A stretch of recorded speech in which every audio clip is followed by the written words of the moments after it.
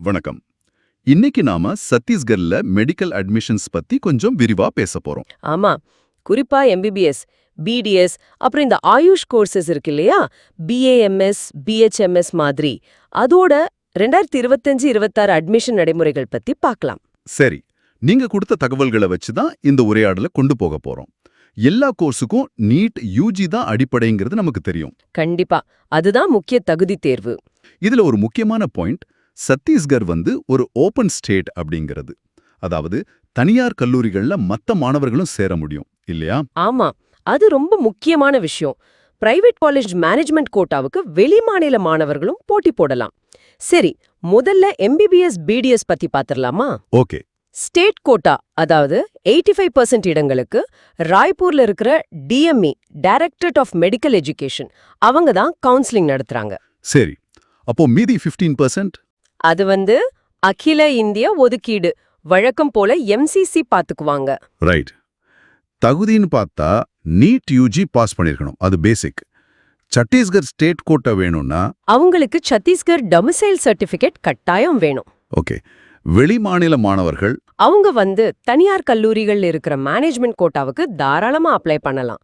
அதனால தான் இது ஓபன் ஸ்டேட்னு சொன்னோம். புரியுது. அப்போ சத்தீஸ்கர்ல மொத்தம் எத்தனை காலேஜ் இருக்கு எம்பிபிஎஸ்க்கு, பிடிஎஸ்க்கு?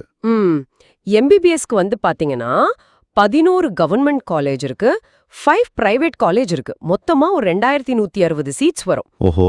இதுல முக்கியமான கவர்மெண்ட் காலேஜ்னா ராய்ப்பூர்ல இருக்கிற பண்டிட் ஜேஎன்எம் மெடிக்கல் காலேஜ். அது ரொம்ப ஃபேமஸ். சரி, பிரைவேட்ல?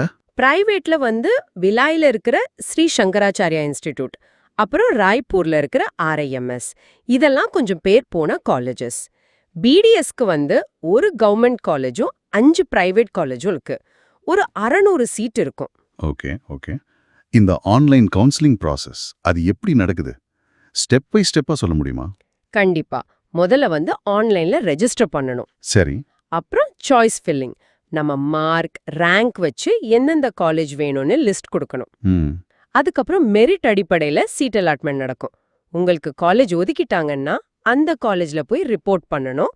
டாக்குமெண்ட்ஸ் எல்லாம் சரி பாப்பாங்க. இதுக்கு டைம்லைன் ஏதாச்சும் இருக்கா 2025க்கு? இப்போதைக்குள்ள தகவல் படி ஜூலை இல்லனா ஆகஸ்ட்ல ஃபர்ஸ்ட் ரவுண்ட் ஆரம்பிக்க வாய்ப்பு இருக்கு. இதுல ஒரு கண்டிஷன் இருக்கு. என்னது? கிடைச்சிட்டா நீங்க கண்டிப்பா அந்த காலேஜ்க்கு போய் டாக்குமெண்ட் வெரிஃபிகேஷன் பண்ணியே ஆகணும். பண்ணலேனா அடுத்த ரவுண்ட்ஸ்ல கலந்துக்க முடியாது. ஓ, இது முக்கியமான விஷயம், கவனமா இருக்கணும். சரி, அடுத்து இந்த செலவு கணக்குக்கு வருவோம். இது கொஞ்சம் சிக்கலா இருக்குமே, இந்த பாண்டு, பேங்க் கேரண்டி இதெல்லாம். ஆமா, இது ரொம்ப கவனிக்க வேண்டிய ஏரியா. முதல்ல கவுன்சிலிங்குக்கே ஒரு செக்யூரிட்டி டெபாசிட் கட்டணும். அது கவர்மெண்ட், பிரைவேட்டுக்கு மாறும். சரி, பிரைவேட் காலேஜ் ஃபீஸ் எப்படி இருக்கும் ஒரு தோராயமா? பிரைவேட் எம்பிபிஎஸ்க்கு டியூஷன் ஃபீஸ் மட்டும் வருஷத்துக்கு ஒரு 8 லட்சம் கிட்ட வரலாம். ஆனா ஹாஸ்டல், மெஸ், புக்ஸ்ன்னு எல்லாம் சேர்த்தா 5 வருஷ படிப்புக்கு மொத்தமா ஒரு 60 லட்சம் ரூபாய் வரைக்கும் கூட ஆகலாம். அடேங்கப்பா, 60 லட்சமா? ஆமா. அது மட்டும் இல்லாம பிரைவேட் காலேஜ்ல சேரும்போது முதல் வருஷ ஃபீஸ்க்கு ஈக்குவலா பேங்க் கேரண்டி கேட்பாங்க சில காலேஜ்ல. பேங்க் கேரண்டியா? அது எதுக்கு? அது நீங்க ஃபீஸ் கட்டுவீங்கங்கிற உறுதிக்கு. இது போக 2 முக்கியமான பாண்ட் இருக்கு. சொல்லுங்க. ஒன்னு சர்வீஸ் பாண்ட். எம்பிபிஎஸ் முடிச்சதும் 2 வருஷம் கவர்மெண்ட்ல வேலை பார்க்கணும். அப்படி இல்லனா 25 லட்சம் ரூபாய் ஃபைன் கட்டணும். ஓ, கம்பல்சரி சர்வீஸ். ஆமா, ஸ்டேட்ல டாக்டர்ஸ் இருக்கணும்னு கொண்டு வந்தது. இன்னொன்னு சீட் லீவிங் பாண்ட். படிப்ப பாதியில நிறுத்தினா எம்பிபிஎஸ்க்கு 25 லட்சமும் பிடிஎஸ்க்கு 5 லட்சமும் கட்டணும். அவ்ளோ பெரிய தொகையா? அப்போ சேர்றதுக்கு முன்னாடியே இதெல்லாம் நல்லா யோசிச்சுக்கணும். கண்டிப்பா. ஃபைனான்ஷியல் பிளானிங் ரொம்ப முக்கியம். சரி, இப்ப ஆயுஷ் கோர்சஸ் பக்கம் போலாமா? பிஏஎம்எஸ், பிஹெச்எம்எஸ் போலாம். அதுக்கும் நீட் கட்டாயமா? ஆமாங்க. ஆயுஷ் கோர்சஸ்க்கும் நீட் யூஜி பாஸ் பண்ணிருக்கணும்.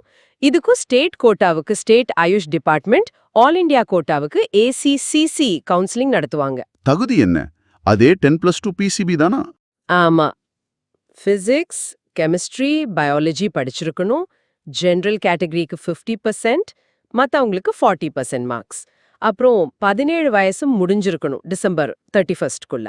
சத்தீஸ்கர்ல ஆயுஷ் காலேஜஸ் எப்படி இருக்கு? கவர்மெண்ட் காலேஜ் இருக்கா?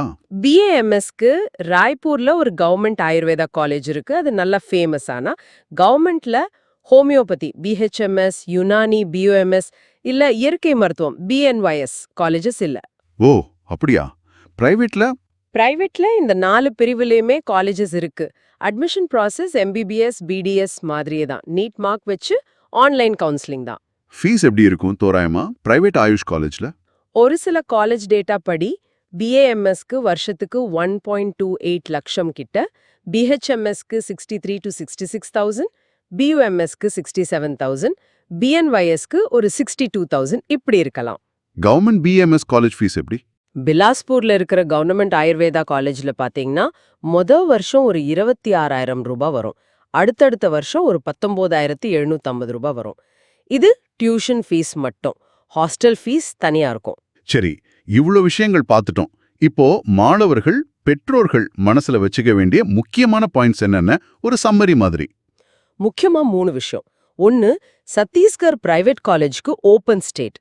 2, எல்லா கோர்ஸ்க்கும் நீட் கட்டாயம்.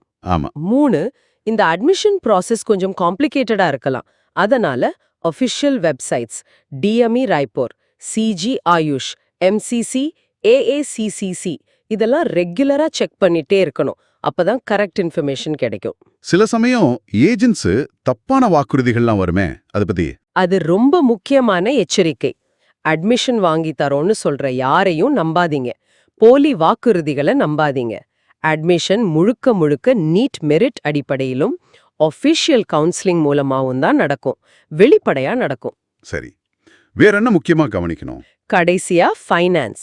ஃபீஸ் மட்டும் இல்லாம இந்த பாண்ட், பேங்க் கேரண்டி, ஹாஸ்டல், மெஸ்ஸுன்னு எல்லா செலவையும் கணக்குல எடுத்துக்கிட்டு பிளான் பண்ணணும்.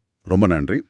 சத்தீஸ்கர்ல மெடிக்கல், டென்டல், ஆயுஷ் அட்மிஷன்ஸ் பத்தின ஒரு தெளிவான சித்திரம் கிடைச்சிருக்கு.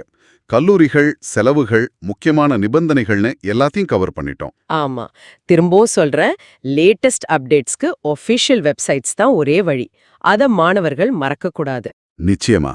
இறுதியா நேயர்களுக்கு ஒரு சிந்தனை. ஒரு பக்கம் இந்த சேவை பத்திரம், பேங்க் கேரண்டி மாதிரி கண்டிஷனலான விஷயங்கள், இன்னொரு பக்கம் தனியார் கல்லூரிகளோட ஃபீஸ். சத்தீஸ்கர் மாநிலம் மருத்துவ கல்வியை கொடுக்கறதோட அந்த மருத்துவர்கள் கிட்ட இருந்து சேவைக்கான அர்ப்பணிப்பையும் எப்படி பேலன்ஸ் பண்ண பாக்குது, இது நீங்க யோசிக்க வேண்டிய ஒரு விஷயம்.